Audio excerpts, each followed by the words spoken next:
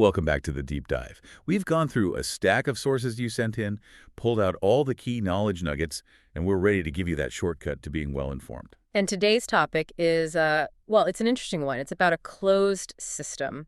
And studying any closed system, whether it's an office workflow or, in this case, a fish tank, it gives you this really clear, almost immediate feedback when something is fundamentally off. Right, it's like watching physics in a little glass box.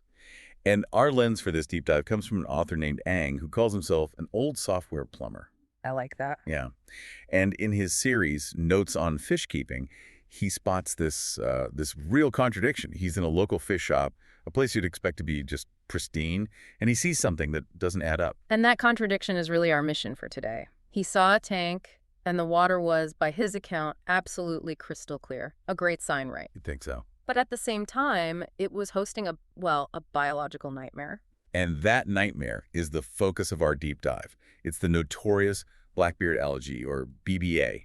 Ang described it so perfectly as a black, fuzzy, and mold-like growth, just, clinging to everything. So our job is to figure out what BBA actually is, what causes it, and maybe the most interesting question of all, why would an expert, a shop owner, just let it stay there? Okay, let's unpack this. That initial observation, the crystal clear water, that is the biggest trap in the aquarium hobby, and honestly, it's a trap in a lot of other fields too. How so?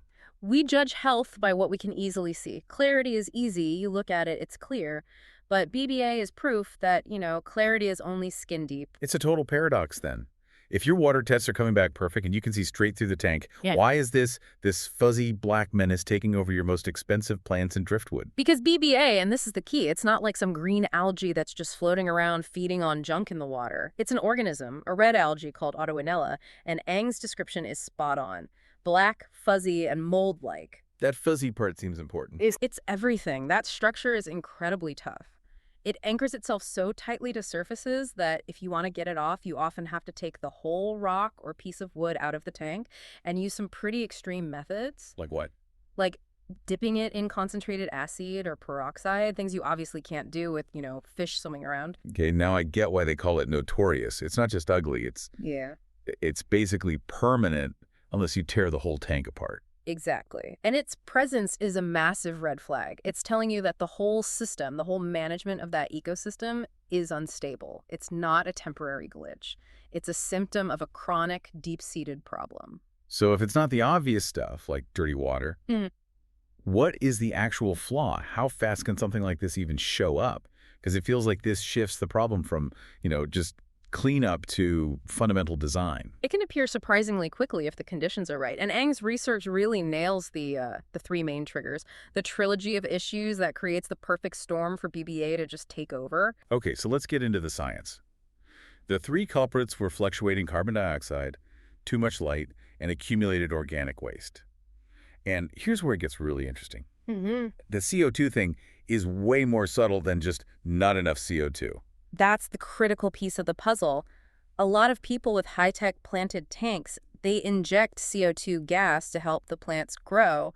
But the issue isn't low CO2, it's inconsistent CO2. Inconsistent. Yeah, maybe your equipment isn't dialed in right, or the tank runs out so the levels are going way up and then crashing way down. It's those wild swings that create stress. But why does that specifically help the BBA? I mean, shouldn't that hurt all the plants? You'd think so, but no. Your desirable plants, the ones you paid for, they need a nice, steady supply of CO2 to do well. When the levels are all over the place, they get stressed out, they start growing, and they even start to leak sugars and organic compounds right into the water. Ah, so they're leaking food for the algae. Exactly. And what's worse, BBA is a tough, adaptable little organism. When the CO2 level crashes, it can actually switch its diet and start using other carbon sources in the water, like bicarbonates. Wait, you can switch its fuel source on the fly? It has metabolic flexibility. It's the ultimate opportunist. So while your expensive, fancy plants are sputtering and struggling to adapt, BBA is just feasting on their leftovers and using an alternate fuel source. Wow. It's a huge lesson that applies to so many things. Stability is more important than quantity. A moderate, consistent input is always better for the health of a system than a powerful but erratic one. That makes perfect sense. The opportunist uses instability as a weapon. Okay, so the second trigger is excessive lighting. I'm guessing this one is more straightforward. Too much energy means too much growth. It is, but it's still about balance. We all want our tanks to be brightly lit to make the plants and fish look amazing. But if that light is too intense or it's on for too long, you're just handing BBA an unlimited energy buffet. And if the other plants are already stressed from the CO2 swings? They can't use all that light energy. So all that excess power gets funneled directly into growing the one thing in the tank that can handle the instability, the BBA. So you're creating the perfect energy source for rapid growth, while at the same time kneecapping the main competition for that energy. That's a real double whammy. It really is. It's such a precise balancing act. You need the right intensity for the right amount of time, but only if all the other pieces like CO2 and nutrients are rock solid. Otherwise, you're just giving the BBA a green light. Which brings us to the third piece of the puzzle, and this is the one that kind of solves that original paradox. Accumulated organic waste. How can a tank with crystal clear water have a waste problem? Because the waste isn't floating around in the water. The filters are doing a great job of pulling out all the suspended stuff, which is what gives you that clarity. The problem is the detritus. Detritus. Uneaten food, bits of dying plants, fish waste. It all settles down into the gravel or gets stuck in the little cracks in the driftwood. The hidden buffet. Precisely. BBA loves to anchor itself right in those spots, in those little microenvironments.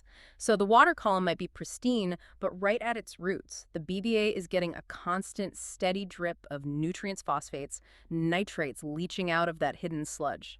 So, okay, the perfect storm is stressed out plants from the CO2 swings, a huge surplus of energy from too much light, and this constant hidden food supply from waste you can't even see. That's it. You've created the perfect ecological niche.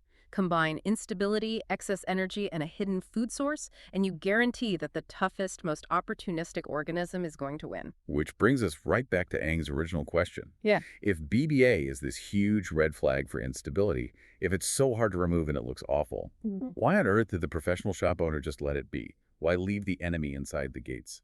This is where the story takes such a cool turn. We stop looking at BBA as just a biological problem and start seeing it as a resource management tool. Aang gives us two possibilities. The first one is just, very practical and human. Manual removal is simply too much of a chore. And anyone who's tried to scrub that stuff off knows exactly what he means. It clings on like it's superglued. If you've got 50 tanks to look after, you're not going to spend an hour on one tank trying to fix an aesthetic problem that isn't actually hurting the fish you're trying to sell. It's a calculated failure then, just not worth the labor. It's a cost-benefit analysis, a very human factor. But the second reason, that's the strategic one. And it just flips our whole understanding of this algae on its head. Which is? That the BBA is there on purpose. It's being maintained as a ready-made meal, a cultivated food source. The food source. Yes. The shop owner isn't seeing a pest. They're seeing a biological asset. They're running a business, and that business needs food for its livestock, especially for certain high-value animals. And Aang's notes mention the specific animals that eat it: shrimp, some snails, and especially the Siamese algae eater. Exactly. Those are animals people buy specifically to get rid of BBA in their own tanks. So by keeping a healthy patch of it growing in a tank at the shop, the owner is doing a few things at once. First, they have this self-renewing food source to keep their new arrivals healthy and conditioned. And second, it's a living demonstration. It's a live demo. You can literally point to the fish, the Siamese algae eater, and show the customer, look, this fish is actively eating the exact problem you have at home. It proves the product works. It's marketing and maintenance all in one.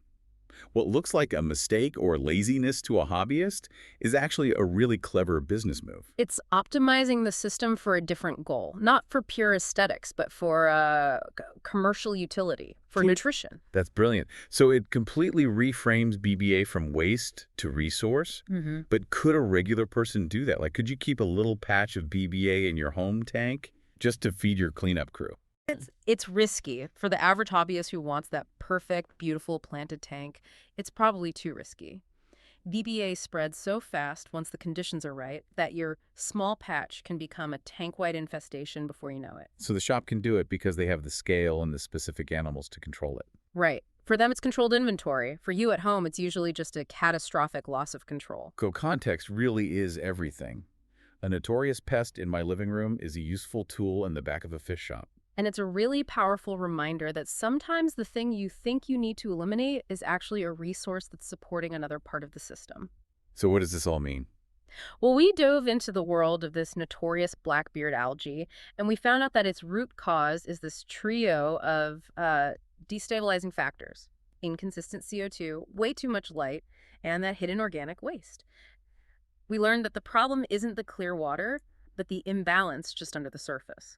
But the biggest lesson, really, came from Ang's observation of the shopkeeper. We realized that the presence of BBA isn't always a sign of failure. It can be a deliberate choice, a strategy to maintain a free, self-renewing food supply for specific animals. That shift in perspective from nuisance, this fuzzy black growth, to nutrition for your livestock, that's a profound idea. It really shows how ecosystems often find a use for things that we humans are quick to label as waste or as a problem. It really makes you want to look at your own systems differently, whether it's at work or at home or... So the next time you see something that you immediately think is a problem or just waste, maybe stop and ask yourself, could this actually be the fuel for a solution I haven't found yet? Something to think about as you try to find balance in your own complex systems. And that's a wrap on this deep dive. We hope you got some quick, critical insight into the world of fish keeping and maybe a new way of looking at problems. We'll see you next time.